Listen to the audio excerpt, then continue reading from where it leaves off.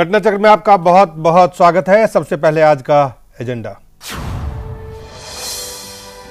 रांची के मोहराबादी मैदान में सजा शपथ ग्रहण का मंच। प्रधानमंत्री नरेंद्र मोदी की मौजूदगी में रघुवर दास लेंगे शपथ। और सियासी पैंतरेबाजी के बीच जम्मू कश्मीर में सरकार गठन की कवायद जारी। राम माधव ने कहा सरकार बनाने की चाबी भाजपा के पास। सबसे पहले बात करते हैं झारखंड की। झारखंड में रघुवर दास पहले 14 साल में सबसे पहले गैर आदिवासी मुख्यमंत्री के रूप में कल 11 बजे शपथ लेंगे और इस शपथ ग्रहण समारोह में प्रधानमंत्री नरेंद्र मोदी भी रहेंगे। साथ ही साथ कितने मंत्री वहां पे बनेंगे, कौन कौन मंत्री बनेंगे, इन तमाम चीज़ों पे असल खुलासा। कई नाम गिनाए जा रहे हैं, लेकिन रघुवर दास को अपना मंत्रिमंडल को चुनना है, सेलेक्ट करना है।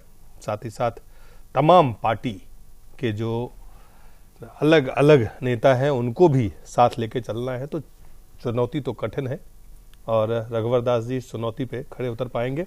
हमारे साथ हमारे स्टूडियो में हैं अवधेश कुमार जी हैं, वरिष्ठ पत्रकार हैं। आनंद साहू जी हैं, भारतीय जनता पार्टी के युवा नेता हैं। आलोक कुमार जी हैं, वरिष्ठ पत्रकार हैं। हमारे साथ अलहाज सलामतुल्लाह साहब हैं, मुस्लिम बुद्धिजीवी हैं। बहुत बहुत स्वागत है आप सबका। सबसे पहले आलोक जी, कल के शपथ ग्रहण समारोह का मुख्य अट्रैक्शन क्या होगा, सबसे बड़ा आकर्षण क्या होगा? प्रधानमंत्री नरेंद्र मोदी खुद होंगे, रघुवर दास शपथ रहे होंगे, वो दुल्हा होंगे एक तरह से, लेकिन इसके अलावा आपको क्या दिखता है कि जो कौन मंत्री के चेहरे होंगे, ये लोगों की नजरें बनी रहेंगी उस पर? बिल्कुल दिलीप जी, जो कहार की बात कर रहे हैं, दुल्हा तो तैयार है और डोली उठाने वाले जो लोग चाहिए वहां 7 से 9 लोग से ज्यादा वहां मंत्रिमंडल में जगह नहीं मिल सकती लोगों को वहां की स्थिति किताब। और इस बीच में जो बात आ रही है, कुछ जो अभी बुलेटिन से आ रहे थे, तो अगले 15 से आधे घंटे के अंदर 15 मिनट से आधे घंटे के अंदर मंत्रियों के नामों का खुलासा होने वाला है। हो सकता है इसी बुलेटिन के बीच में हम लोग दर्शकों को बता पाएंगे कि कौन कौन मंत्री होंगे। एक नाम जो बड़ा नाम निकल के आ रहा है कि सीपी सिंह या सरयू राय में से किसी एक को विधानसभा अध्यक्ष बनाया जाना है जी। उस पर बातचीत चल रही है जब हम लोग ये बुलेटिन घटना चक्र की शुरुआत कर रहे हैं उस वक्त में। और उन दोनों में से एक के नाम पर सहमति बन जाने पर एक को मंत्रिमंडल में लिया जाएगा, एक को विधानसभा अध्यक्ष बनाया जाएगा। इसके अलावा कुछ आदिवासी चेहरे होंगे। अभी तक जो बात चल रही है, शाम में बहुत रसाकशी हुई और जब से लौटे हैं रघुवर दास, वहां लगातार मीटिंग चल रही है, तो जानकारी मिल रही है कि उप मुख्यमंत्री किसी को नहीं बनाया जाएगा। लेकिन आदिवासी चेहरे, कुछ प्रमुख आदिवासी चेहरे उसमें शामिल किए जाएंगे। कुछ नए नाम भी हो सकते हैं उसमें जो अब तक मंत्री पद का स्वाद नहीं चख पाए हैं, ज्यादातर वो नाम होंगे, ये बताया जा रहे हैं। और ये कोशिश है दिल्ली की कि रघुवर दास मुक्त हाथ से अपना काम कर पाए, कोई उनके ऊपर ज्यादा दबाव नहीं हो, इसका इंतजाम हो रहा है जी। अवधेश जी, आपके हिसाब से क्या मुख्य आकर्षण कर होगा? देखिए, मुख्य आकर्षण तो जाहिर है कि अगर नरेंद्र मोदी कहीं भी रहते हैं, भारतीय जनता पार्टी उनकी सरकार के कार्यक्रम में, तो मुख्य आकर्षण वही होते हैं जी। क्योंकि लोगों ने वोट भी उन्हीं के नाम पर दिया है। लोगों का आकर्षण ज्यादा उन्हीं की ओर था। रघुवर दास घोषित रूप से मुख्यमंत्री के उम्मीदवार नहीं थे, तो ये तो होगा, लेकिन नजर लोगों की रहेगी अंततः रघुवर दास पर ही कि वो घोषणा क्या करते हैं, क्योंकि वो मुख्यमंत्री का पद ऐसे समय ले रहे हैं जबकि झारखंड कई, जिसको बोलते हैं कि एक मल्टी डायमेंशनल क्राइसिस के दौर से गुजर रहा है, बहुआयामीय संकट के दौर से झारखंड गुजर रहा है। ऐसे समय वो शपथ ग्रहण करने जा रहे हैं। गैर आदिवासी होने के कारण वहां के कुछ गैर जिम्मेवार संगठन और नेताओं ने इसको आदिवासी बनाम गैर आदिवासी का नारा दे करके और कल बंद का भी आह्वान कर दिया है। तो इन सब मुद्दों पर मुख्यमंत्री के रूप में शपथ ग्रहण के बाद वो क्या बोलते हैं, ये कल का मुख्य आकर्षण होना चाहिए।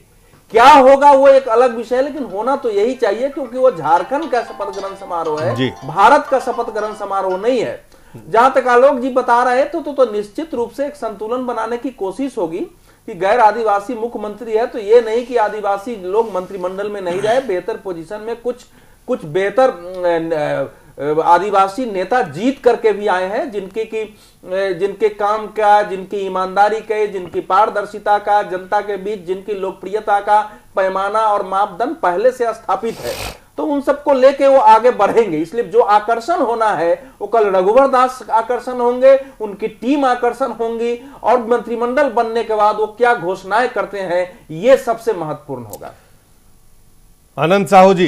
जी दिलीप जी, बहुत ही हम लोग उत्साहित हैं। और सबसे पहले तो मैं पूरे झारखंड के जो हमारे झारखंड वासी हैं उनको पार्टी की ओर से भी बधाई देता हूं कि उन्होंने हमारी पार्टी को इतना अच्छा मौका दिया, और रघुवर दास जी को जो मौका दिया है पार्टी ने मुख्यमंत्री के रूप में, पहला मुख्यमंत्री गैर आदिवासी के रूप में।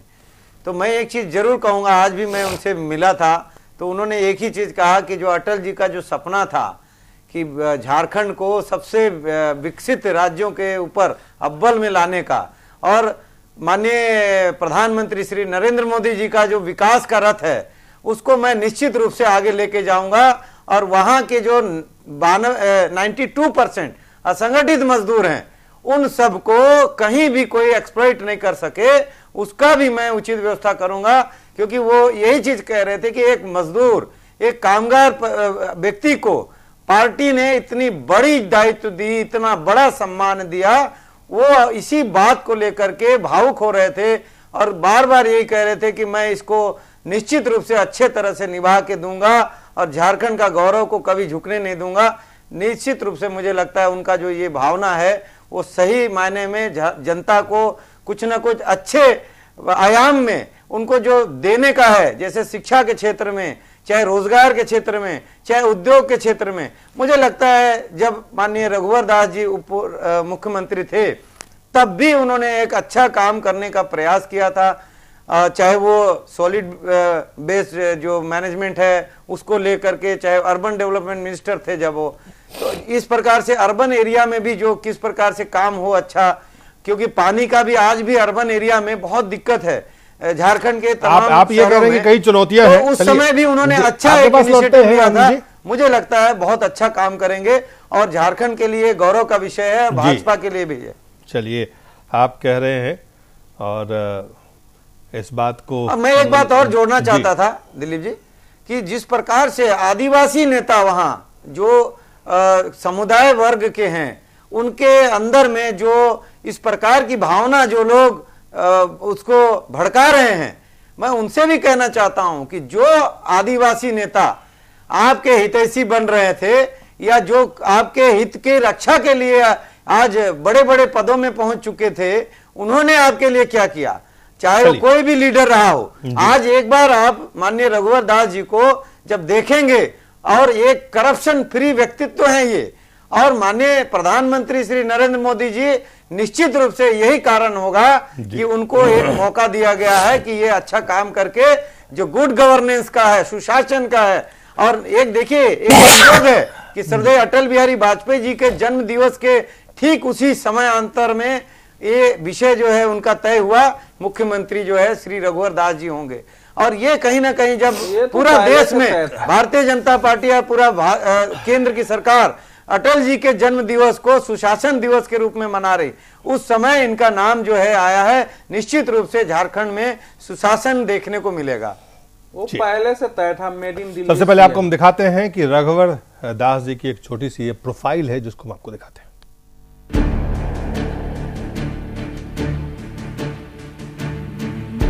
रघुवर दास, जी हाँ, इस सूबे के नए मुखिया का नाम है। चुनावों में बीजेपी गठबंधन के बहुमत हासिल करने के बाद सीएम के नाम पर चल रही अटकलें आखिरकार पूर्व डिप्टी सीएम रघुवर दास के नाम पर ही आ ठहरी। रांची के प्रदेश बीजेपी दफ्तर में करीब घंटे भर तक चली बैठक में विधायक दल की बैठक ने उनके नाम का ऐलान किया। विधायक दल की बैठक में नीलकंठ सिंह मुंडा ने रघुवर दास के विधायक दल का नेता चुनने का प्रस्ताव पेश किया और फिर विधायक सरयू राय और सीपी सिंह ने इसका समर्थन किया। खबरों की माने तो विधानसभा चुनाव में साफ बहुमत मिलने के साथ ही रघुवर दास को सूबे का मुखिया बनाने की तैयारी शुरू हो गई थी। जीत के फौरन बाद ही दिल्ली में बीजेपी संसदीय बोर्ड की बैठक में पार्टी अध्यक्ष अमित शाह ने खुद ही उनके नाम का प्रस्ताव दिया था। इस बीच आदिवासी गैर आदिवासी का कार्ड भी खेला गया, लेकिन फैसला रघुवर दास के पक्ष में ही हुआ। कल तक सीएम पद की दावेदारी को साफगोई से टाल रहे रघुवर दास अपने नाम का ऐलान होने के बाद भावुक हो गए। कहा कि कभी सोचा भी नहीं था कि सीएम बनूंगा, लेकिन यही तो लोकतंत्र है कि एक मजदूर का बेटा अब मुखिया बनने जा रहा है। मैं अपने पार्टी के सभी वरिष्ठ नेता, प्रदेश के नेता, सभी कार्यकर्ताओं का मैं हृदय से आभार प्रकट करता हूं कि एक मजदूर को भारतीय जनता पार्टी ने इतनी बड़ी सम्मान दी जिसकी मैंने कभी कल्पना नहीं की थी। इस तरह इस राज्य में मजदूर को भारतीय जनता पार्टी ने सम्मान दिया तो झारखंड के सभी जो इस राज्य में लगभग 92% असंगठित मजदूर है, उस मजदूर की तरफ से मैं अपने नेतृत्व के प्रति आभार प्रकट करता हूं। साल 1980 के विधानसभा चुनाव में बतौर पोलिंग एजेंट सियासी सफर की शुरुआत करने वाले रघुवर दास को बाद में बूथ मैनेजमेंट की जिम्मेदारी मिली और फिर 15 साल बाद 1995 में बीजेपी ने उनको जमशेदपुर ईस्ट से टिकट दिया। इसके बाद उन्होंने फिर कभी पीछे मुड़ के नहीं देखा। इस सीट से लगातार 5 चुनाव जीत चुके रघुवर दास अब सूबे के पहले गैर आदिवासी सीएम भी होंगे।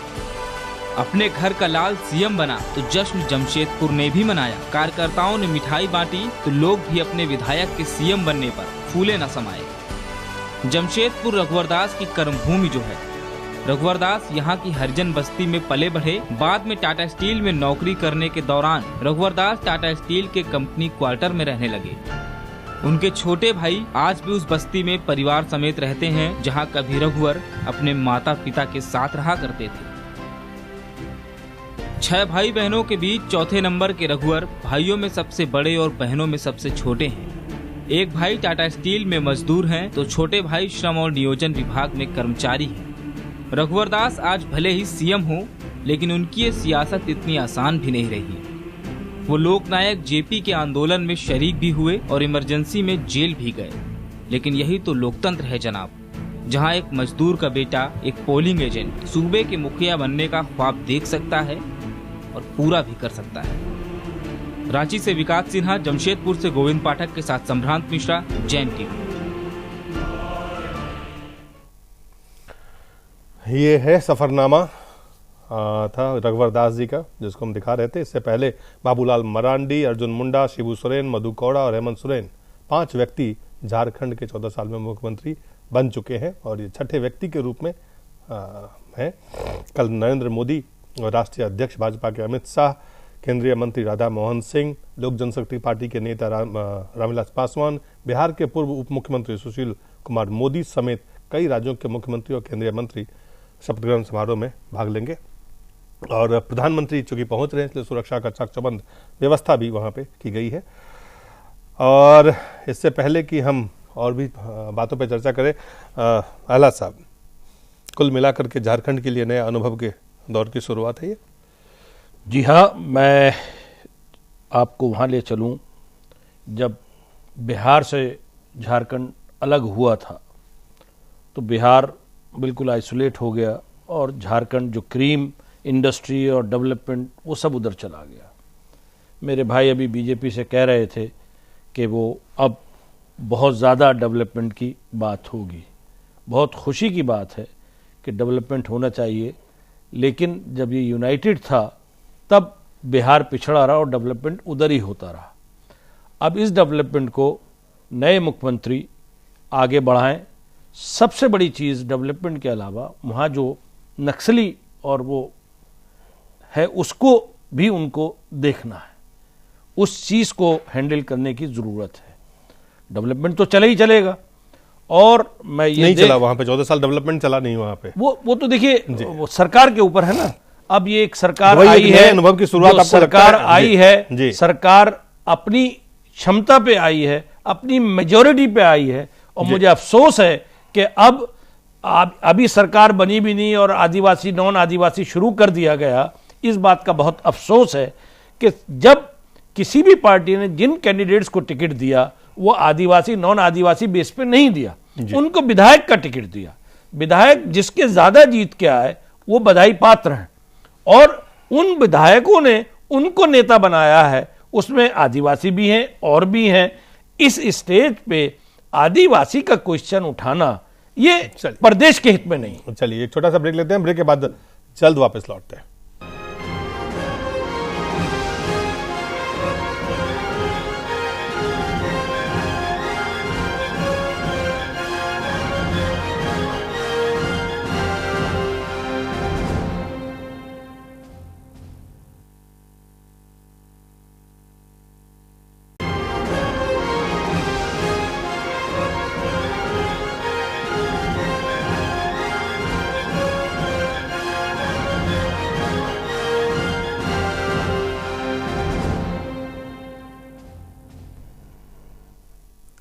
एक बार फिर से स्वागत है। हम चर्चा कर रहे हैं मोदी और अमित शाह के मौजूदगी में कल झारखंड में मुख्यमंत्री पद की शपथ लेंगे रघुवर दास, पहले गैर आदिवासी मुख्यमंत्री। और बिल्कुल नीचे से जो उनका सफरनामा हमने आपको दिखाया, लेकिन उनके लिए झारखंड में 14 साल के उस पूरी स्थिति में जो बदलाव लाना है, ये कितना चुनौतीपूर्ण है। आलोक जी, क्या लगता है कि आसान होगा राह उनके लिए?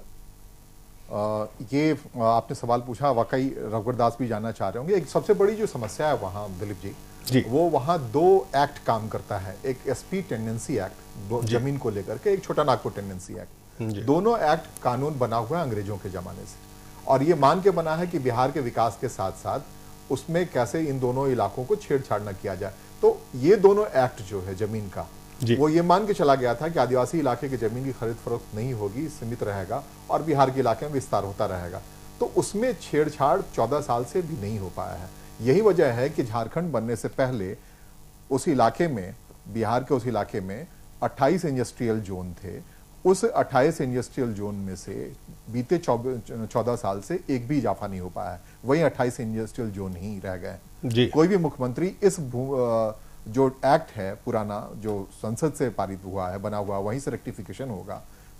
पिछले दिनों हेमंत सोरेन ने और अर्जुन मुंडा ने इसकी कोशिश की थी कि संसद के जरिए इसमें सुधार आए, तो वो कितना करवा पाते हैं, तब जमीन पे वहां निवेश का क्रम शुरू होगा, जो एक सबसे बड़ी झारखंड के साथ एक विसंगति है, एक दिक्कत है।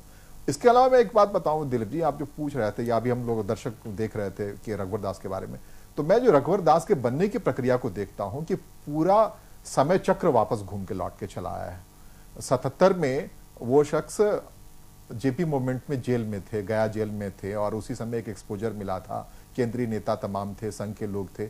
लेकिन एक झटका आया, भारतीय 95 से विधायक हैं, और 95 में ही भारतीय जनता पार्टी में एक बड़ा झटका आया था, जो झारखंड के इंदर सिंह नामधारी के नेतृत्व में, उस समय झारखंड हुआ नहीं करता था, झारखंड के इलाके के तकरीबन 10 विधायक टूट कर अलग हो गए थे, भारतीय जनता पार्टी से अलग रह गए, चले गए थे। और रघुवर दास जैसे व्यक्ति भारतीय जनता पार्टी में बने रहे थे बड़े निष्ठा के साथ, और उसके बाद झारखंड बनने की प्रक्रिया हुई और उसके बाद से सब कुछ। लेकिन उसमें एक रघुवर दास को हमेशा किनारे कॉर्नर किया गया। पहली सरकार में मंत्री नहीं बन पाए, और एक नए तरीके से अर्जुन मुंडा आए थे झारखंड मुक्ति मोर्चा से, उनको मंत्री बनाया गया। तो कहीं ना कहीं जमशेदपुर की राजनीति में भी रघुवर दास को किनारे करने की कोशिश होती रही भारतीय जनता पार्टी के अंदरूनी राजनीतिक तरीके से। लेकिन जब कभी मौका मिला, एक मौका आया जब अर्जुन मुंडा जब मुख्यमंत्री बने, तब इनको शहरी विकास मंत्री बनाया गया। उस समय जो इन्होंने काम किया, ठीक वैसा ही काम किया जो नितिन गडकरी के बारे में मुंबई के लोग जानते हैं, महाराष्ट्र के लोग जानते हैं। इन्होंने अपने तय जितना भी संभव हो सकता था शहरी विकास मंत्री के तौर पे बेहतरीन काम किया।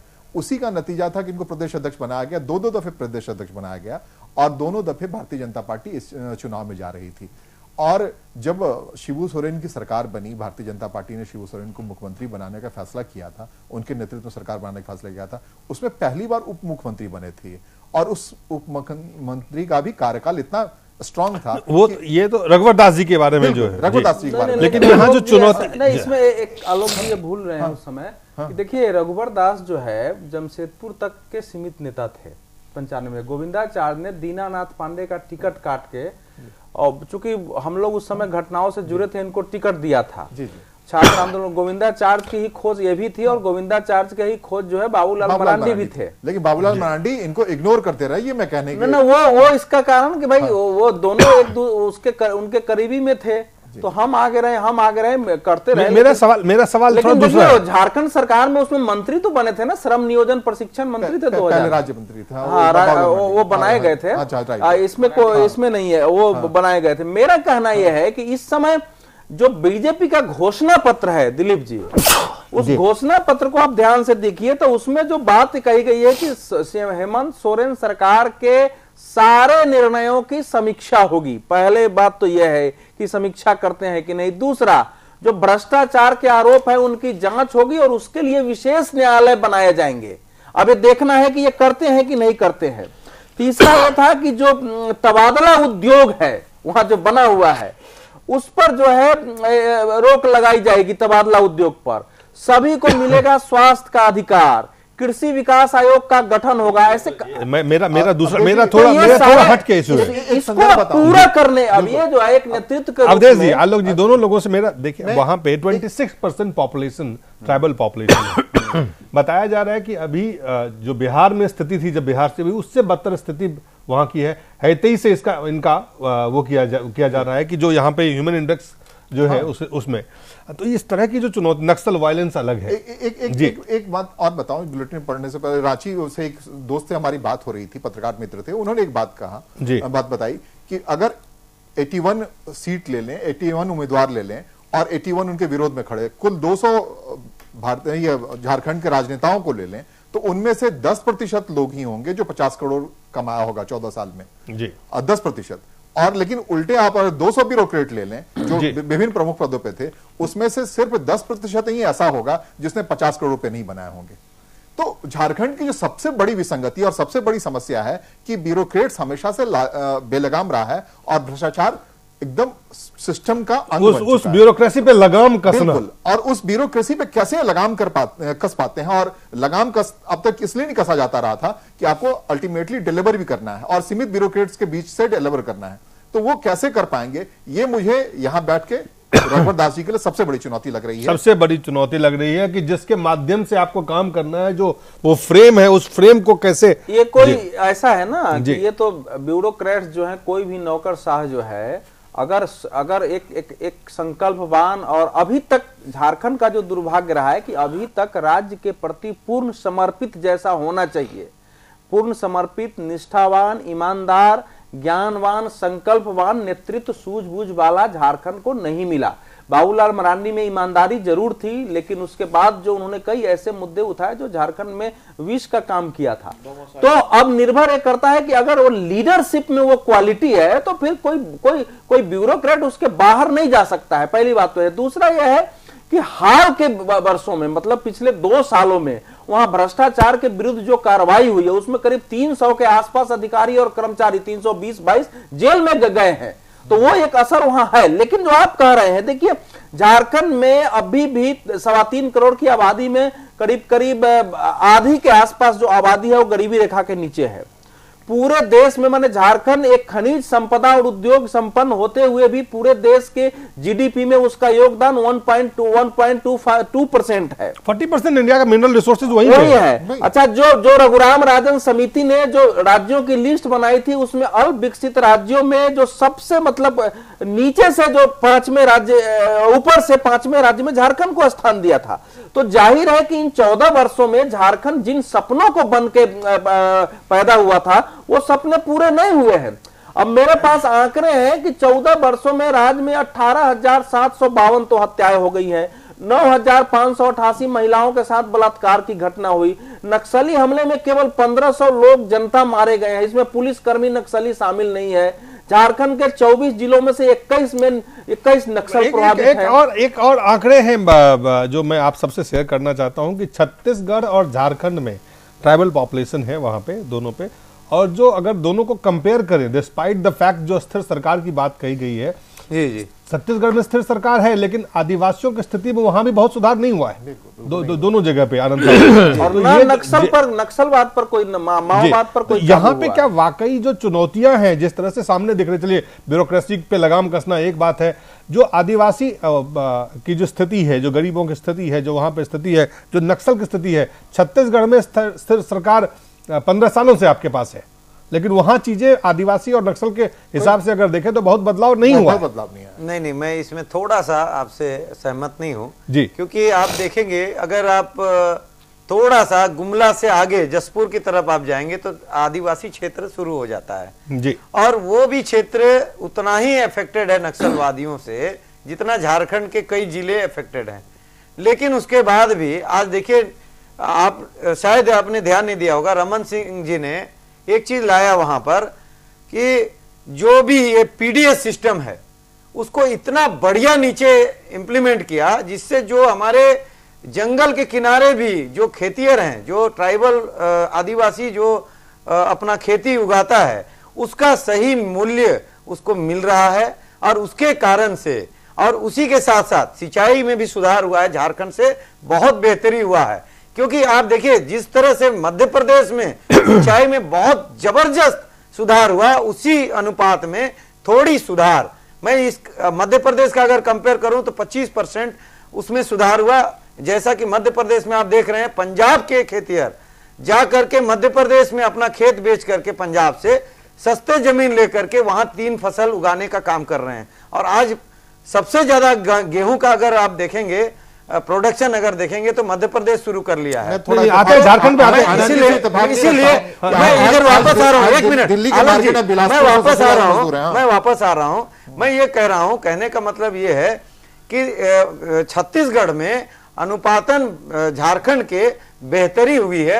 और हाँ, ये कहूंगा कि आदिवासी जब तक भागीदारी नहीं होगी, मेरा ये कहना है कि देखिए वहां पर एक बहुत बड़ा चैलेंज है। नक्सलवादियों ने बहुत सारे इलाकों में ऐसा अपना एक वर्चस्व बना रखा है और उससे निकालने के लिए सरकार ने कई प्राइवेट पार्टनरशिप के लिए उन्होंने इनिशिएटिव लिया है। संजीव जी, मेरे पास बहुत सारे उसमें आंकड़े भी हैं। संजीव जी कांग्रेस पार्टी के हैं कि जितना होना चाहिए उतना नहीं हुआ है। संजीव जी कांग्रेस पार्टी के आप हैं, स्पष्ट बहुमत की 14 साल में पहली बार सरकार बनने जा रही है, शपथ ग्रहण समारोह कल है, तो चुनौती के रूप में वहां पे है। आप जानते हैं कि अस्थिर सरकार के अलावा कारण हो सकता है वो भी एक कारण कंट्रीब्यूटरी रहा हो कि जो वहाँ पे झारखंड की स्थिति है। आपको क्या लगता है कि वाकई चीज़ें यहाँ से बदलाव का, जैसे मध्य प्रदेश या छत्तीसगढ़ की तरफ देखते हैं या उत्तराखंड में देखते हैं, जो 3 राज्य बने थे वहाँ पे, अगर राज्य की बात करें उसमें उत्तराखंड और छत्तीसगढ़ थे, दोनों राज्यों का परफॉर्मेंस उनके पेरेंट राज्य से बेहतर रहा है। चाहे उत्तराखंड का उत्तर यूपी से देख ले या फिर छत्तीसगढ़ का मध्य प्रदेश से देख ले, शुरुआती परफॉर्मेंस उनका बहुत बेहतर। यहाँ से एक नए युग की शुरुआत आप देख रहे हैं। देखिए, ये तो अभी पहले तो सबसे पहले मैं स्पष्ट स्थिर सरकार के कारण सबसे बड़ी बात है कि झारखंड को हमेशा, ये जो आप राज्य बता रहे हैं उत्तराखंड, छत्तीसगढ़ और जो राज्य बने, इसमें झारखंड हमेशा पिछड़ा रहा, क्योंकि वहां पे जो क्षेत्रीय मुद्दा था बहुत हावी रहा। पहले बार जो मुख्यमंत्री बने बाबूलाल मरांडी जी, उन्होंने बनते ही डोमोसाइल का मुद्दा कर दिया। आदिवासी नॉन आदिवासी का एक बहुत बड़ा जो ये था, खामियाजा भुगतना पड़ा झारखंड की जनता को, उससे बहुत मारपीट हुई, बहुत कत्लेआम हुआ उसके चक्कर में। और जहां तक अब सीएम बनने की बात है, बनने जा रहे हैं रघुवर दास जी पे, उनको तो बधाई देते हैं, लेकिन मुद्दे जब बहुत कठिन है वहां पे, क्योंकि हर जगह पे नक्सल की समस्या इतनी ज्यादा है। और जो मिनिस्टर जैसे आलोक भाई बता रहे थे कि वहां के जो ब्यूरोक्रेसी में जो करप्शन है, बहुत चरम सीमा पे करप्शन है, नीचे लेवल से लेके ऊपर लेवल तक। अब ये तो रघुवर दास जी के वक्त ही बताएगा कि वो कितना डेवलप करते हैं और किस तरीके से उसको मैनेज करते हैं, क्योंकि प्रशासनिक क्षमता उनमें तब पता चलेगी जबकि ये सारे चीजों एक प्लेटफॉर्म पे आएगी, एक तरीके से चलने लगेगी। ये अभी तक तो झारखंड जिस तरीके से नंबर 1 होना चाहिए था पूरे देश में। चलिए, जितना आप तक अस्थिर रहा, अब अस्थिर रहने की बारी है। स्थिरता से, सरकार स्पष्ट बहुमत से, तो चीजें जो है, देखिए ऐसा है, अनफॉर्चुनेट जो भी सरकारें प्रांतों में बनी, हर सरकार सेंटर पर निर्भर करती है, फंड्स यहां से जाते हैं। नहीं, वहां तो फंड का यूटिलाइजेशन नहीं होता है, नहीं होता, वो आपको पता, मैं वही कह रहा हूं, वहां फंड का यूटिलाइजेशन नहीं होता है, वहां सवाल गवर्नेंस का है, वहां सवाल बता। देखिए, हर चीज गवर्नेंस, जैसे अभी बताया गया, हर चीज पैसे से चलती है।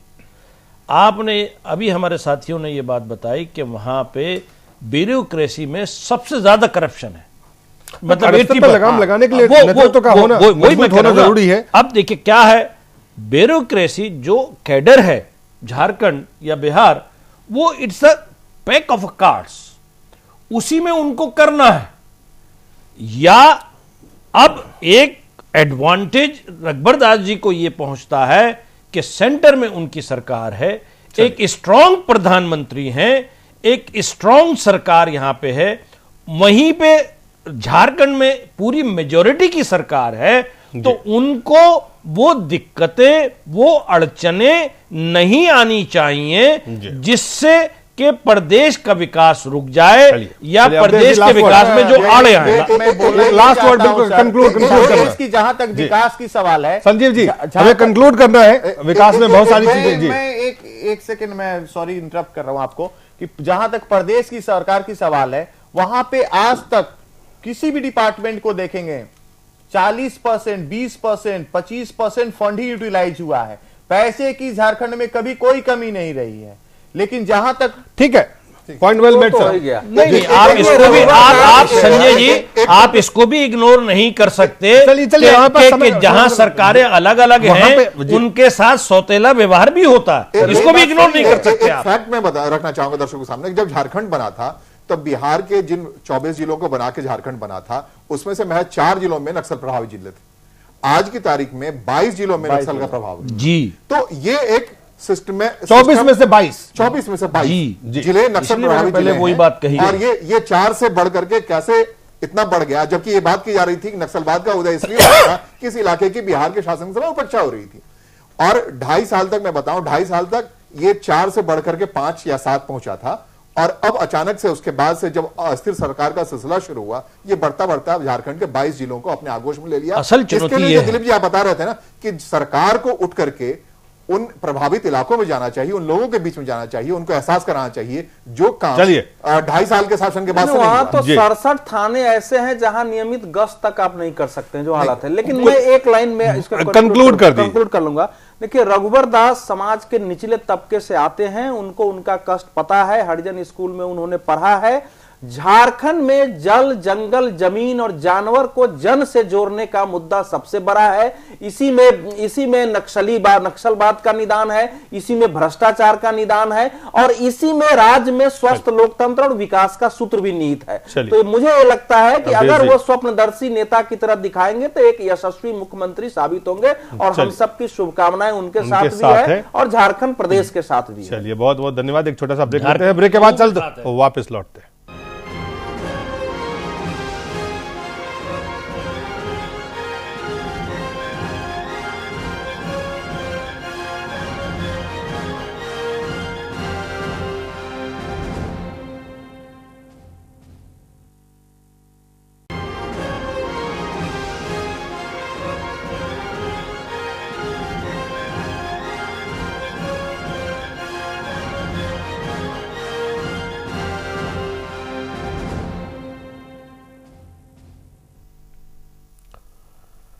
सरकार बनाने के लिए जम्मू कश्मीर में कवायद जारी है और सियासी पैतरेबाजी भी साथ साथ। पीडीपी ने आज बीजेपी से एश्योरेंस मांगा है कि आर्टिकल 370 अस्फा पे उन्हें एश्योरेंस दिया जाए। साथ ही साथ इसके अलावा पीडीपी ने एनसी से भी, सोनिया गांधी से भी, कई नेताओं से बातचीत पीडीपी के नेताओं की भी जारी है। इस बीच में बीजेपी के नेता राम माधव ने कहा है कि सरकार बनाने की चाबी असल में उनके पार्टी के पास में ही। क्या कहा है राम माधव, आपको हम दिखाते हैं। पहले discussions are at a very preliminary stage, whether we can come together, work together. Once that happens, then all other issues will be discussed. You must remember that we also have a big mandate in this state. We have secured highest number of votes. We have secured second largest number of seats. So we also have a mandate in this state. So we will work it out with our partners. इससे पहले उन्होंने कहा था, कह रहे कि उन्हें सबसे ज्यादा मत मिला है और सेकंड लार्जेस्ट सीट के बाबत वो सेकंड लार्जेस्ट पार्टी है। वोट के बाबत वो पहली पार्टी। पीडीपी, एनसी, कांग्रेस मिलके बीजेपी को कश्मीर में सरकार बनाने से रोके, ये कहना है सीपीआईएम के नेताओं का। और उन्होंने कहा कि जो बीजेपी नहीं है, असल में बीजेपी जो है संघ है, और बीजेपी को रोकने के लिए इन तमाम पार्टियों को, पीडीपी को, एनसी को, कांग्रेस को और इंडिपेंडेंट को, इन सबको मिलकर कोशिश करनी चाहिए। तारिक अमीर साहब ने ये बात कही है और उन्होंने कहा है कि he had not received any invitation from any party to support it. अभी तक किसी पार्टी ने उनसे संपर्क नहीं किया है कि उन्हें उनका सहयोग चाहिए। अवधेश जी, आपसे शुरुआत करते हैं। जम्मू कश्मीर में जो कुछ हो रहा है ये बड़ा स्वाभाविक सा है, क्योंकि मैंडेट जो है वो किसी एक पार्टी के पक्ष में नहीं है, तमाम पार्टियां। लेकिन यहां कुछ पक्ष ऐसे हैं जिसको साफ करना जरूरी है कि किन पार्टियों को सरकार बनाने का मैंडेट वहां के जनता ने दिया है। ये एक पक्ष है जिसको लोगों के सामने रखना बेहद जरूरी है, बेहद आवश्यक है। देखिए, इस समय बहुत साफ है कि सत्तारूढ़ पार्टी कांग्रेस और नेशनल कॉन्फ्रेंस को प्रदेश की जनता ने नकार दिया है। अगर जनादेश को देखा जाए तो जनादेश किसी एक के पक्ष में नहीं है, लेकिन जम्मू में भारतीय जनता पार्टी बहुमत में है और जो घाटी है, कश्मीर है, वहां पीडीपी पीपुल्स डेमोक्रेटिक पार्टी बहुमत में है। इसमें कहीं दो मत नहीं है। दोनों वोटिंग के मामले में पहले और दूसरे स्थान पर है। तो अगर इस दृष्टि से देखा जाए तो लोकतंत्र का तकाजा है, नैतिकता का भी तकाजा है कि इन दोनों पार्टियों को साथ मिलकर के जो जनादेश जनता ने दिया है उसके आधार पर काम करें और दोनों अपने अपने मुद्दों, अपने अपने जो कठोर मुद्दे हैं उनसे पीछे हटते हुए और एक कॉमन मिनिमम प्रोग्राम बनाए जिससे कि कश्मीर का विकास हो सके। ये तो मूल बात आती है। लेकिन हमारी जो राजनीति हो गई है, जो सीपीएम अब सीपीएम और सीपीआई ने जो खासकर 19 कांग्रेस के नेता ने भी शुरुआत की थी, जो भारत में जो ये राजनीति हुई ना कि भाजपा को अलग करके बाकी दलों को मिला करके और राजनीति करो, जिसने भारत का बेड़ा गर्क कर दिया इस राजनीति ने, जिसने कांग्रेस पार्टी को भी आज रसातल में पहुंचाया, जिसने स्वयं सीपीएम को रसातल में पहुंचा दिया। जिस सीपीएम ने इसकी शुरुआत की थी 1989 से, 1996 में जिसने ये कराया, तो वो स्थिति कश्मीर में कायम करने की कोशिश हो रही है। ये एक अस्वाभाविक स्थिति होगी। हालांकि सरकार बनना संभव है, उसमें यह भी है कि पीडीपी, नेशनल कॉन्फ्रेंस, कांग्रेस और सीपीएम, इनके बीच बहुत ज्यादा मतभेद की गुंजाइश भी नहीं है। पीडीपी कांग्रेस सरकार पहले भी चला चुकी है 2002 से लेकर 2008 तक, लेकिन यह एक अस्वाभाविक स्थिति होगी। जहां तक पार्टी का सवाल है तो पीडीपी और भारतीय जनता पार्टी के बीच गठबंधन भी एक अस्वाभाविक होगा। लेकिन चूंकि पीडीपी को बहुमत है, भाजपा को बहुमत है, इसलिए सरकार बनाने का नैतिक अधिकार, सरकार बनाने का जो नैतिक दायित्व है वो इन्हीं के प्रति जाता है। यही होना चाहिए, यही वहां का जनादेश है। जी संजीव जी, आज सोनिया गांधी से बातचीत हुई है, ऐसा जो हमारे मित्र भाई बता रहे हैं जी कि पीडीपी और बीजेपी की पूरा जनादेश दिया है जनता ने, तो मैं इसको नहीं मानता हूं। नहीं मानते? जनादेश, चूंकि बीजेपी पहले ही बता चुकी थी कि मैं 44 सीट जीत के आऊंगा और आज वो 28 पे रह गए। खैर, ये तो अब बीता हुआ बात हो गया। अभी क्या है कि वहां की जो सोच आपके तो खिलाफ में मैंडेट है। नहीं, मेरे खिलाफ में मैंडेट है तो मैं एक्सेप्ट किए हैं हम लोग। तो आप उसको सरकार बनाने की फिर कोशिश क्यों कर रहे हैं? सीट नहीं जीतते जी, हमारे खिलाफ बहुत कांग्रेस पार्टी सरकार बनाने की कोशिश क्यों कर रही है? उसकी वजह से हम थोड़े सीट कम जीते हैं। ये मैं मेरा सवाल संजीव जी बड़ा साधारण है कि अगर आपके पार्टी के विरुद्ध जनादेश है तो आप सरकार ये किन प्रकार क्यों बनवाना चाहते हैं?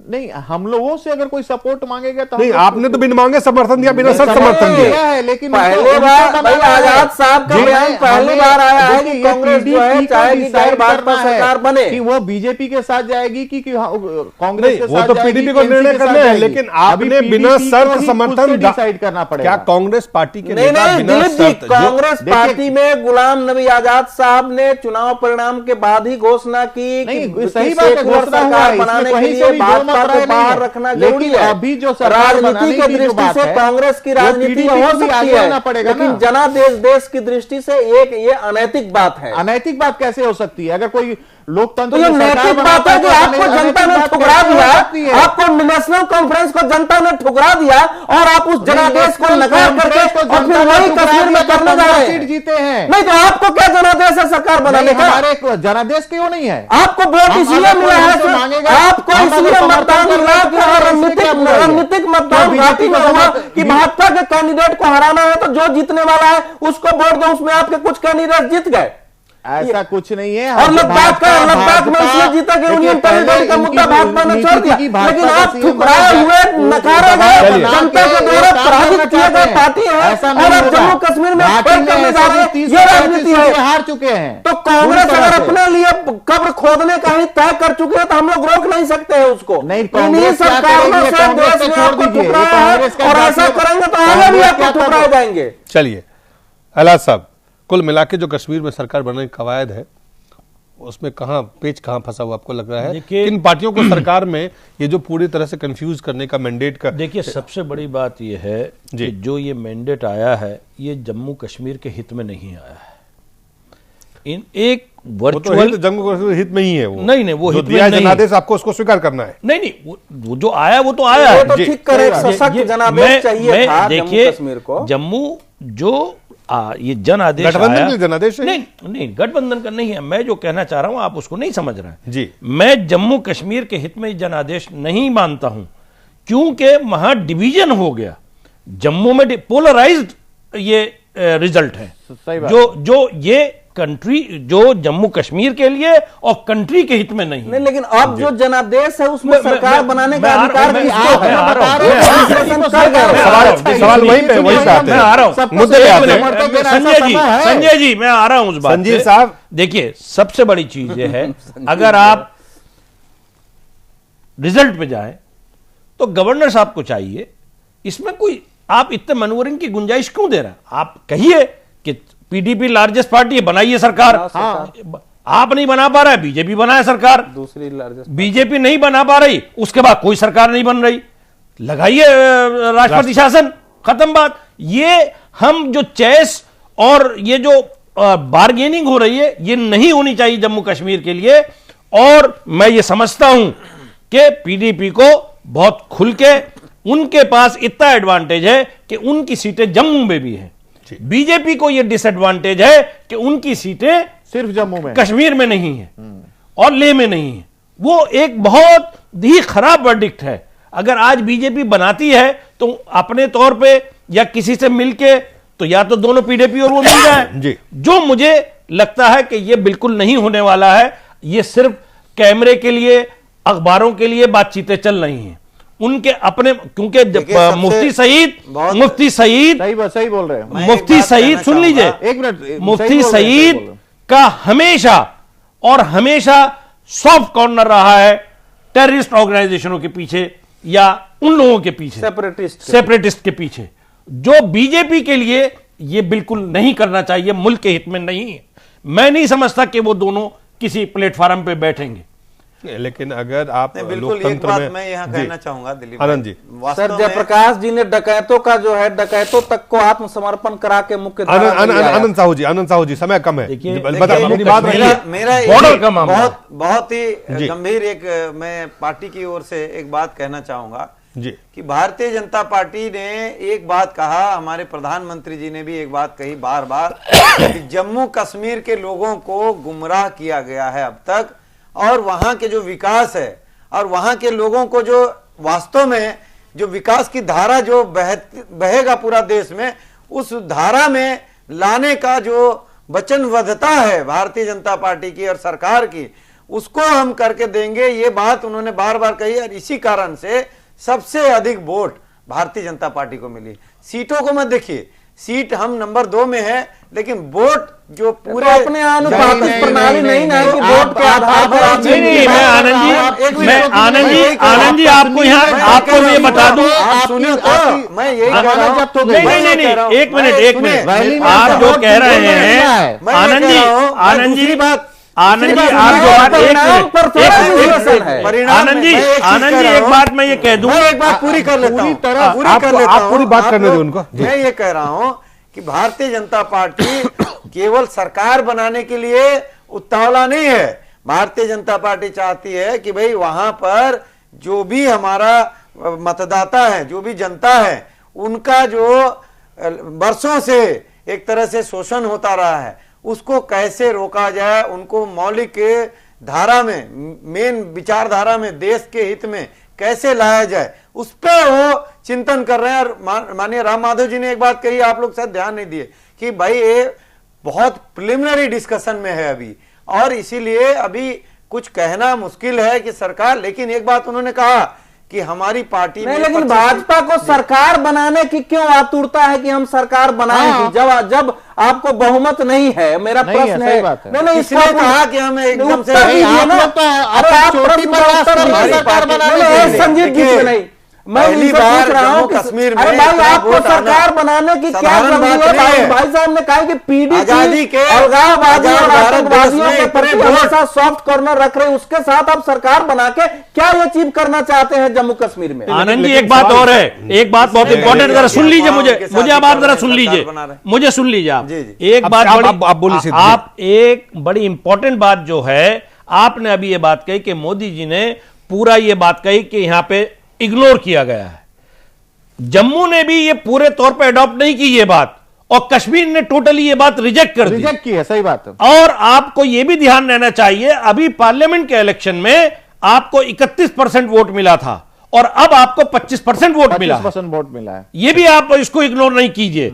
और मैं इसलिए शुरू से कह रहा हूं, Jammu Kashmir is very sensitive issue, not for the state, for the country. आपको ये चीज बड़ी सोच के चलनी है। जो वहां पे जो लेकिन जो मैं वही चीज कह रहा हूं। लोकतंत्र में सवाल है कि लोगों ने मुझे लगता है कि बड़ा सवाल है। हाँ जी, बिल्कुल, मैं मुल्क के हित में, आनंद जी, जम्मू संदीप कश्मीर जी। के हित में यही समझता हूं। नहीं, मुझे लगता है कि जो 65% लोगों ने लाइन में लग के जो मतदान किया है, जो लोकतंत्र में बुलेट के धमकी के बावजूद जो बैलेट में आके भरोसा जताया है, उनके लिए कम से कम उनके जो उन्होंने जो सम्मान लोकतंत्र के लिए दिया है, उस लोकतंत्र को सम्मान करते हुए एक पॉपुलर वहां सरकार बनाने की कोशिश हालांकि जारी है। लेकिन साथ ही साथ ये भी तय है कि लोगों ने कुछ पार्टियों के खिलाफ और कुछ पार्टियों के पक्ष में मतदान दिया है।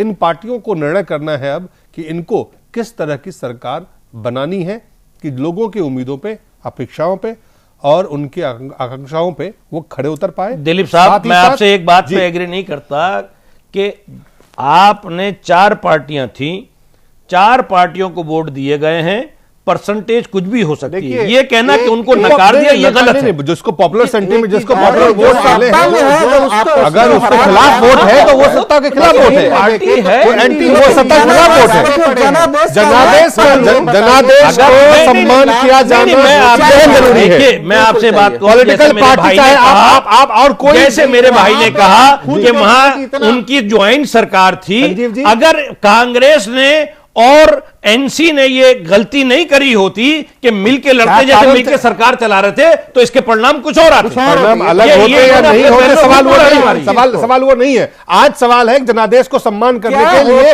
किस तरह से पार्टियों को अपने वो है बदलाव करना चाहिए। अवधेश जी और देखिए, बदलाव का मतलब आनंद जी, संजीव जी, देखिए हमें यहाँ प्रोग्राम खत्म करना पड़ेगा। देखिए, जम्मू कश्मीर इस समय जिस अवस्था में है, उसमें एक सीमा से ज्यादा कोई भी समझौता कम से कम राष्ट्रीय पार्टियों को नहीं करना चाहिए। जम्मू कश्मीर हमारे लिए बिल्कुल एक, जो कहते हैं कि किसी राज्य में जो सबसे बड़ा फोड़ा बना हुआ है, उसको हमको सामान्य शरीर के रूप में लाना है। और ये कांग्रेस और बीजेपी का दायित्व तो ज्यादा बनता है, लेकिन समस्या हमारे देश में यही है कि ये दोनों पार्टियां राजनीति के कारण ऐसे मुद्दों पर भी साथ नहीं आ सकती हैं। लेकिन आपकी बात से मैं सहमत हूं कि जनादेश का सम्मान होना चाहिए, एक सरकार बना के प्रयोग किया जाना चाहिए। चलिए, बहुत बहुत धन्यवाद आप सब लोगों का स्टूडियो में आने के लिए, बहुत बहुत धन्यवाद।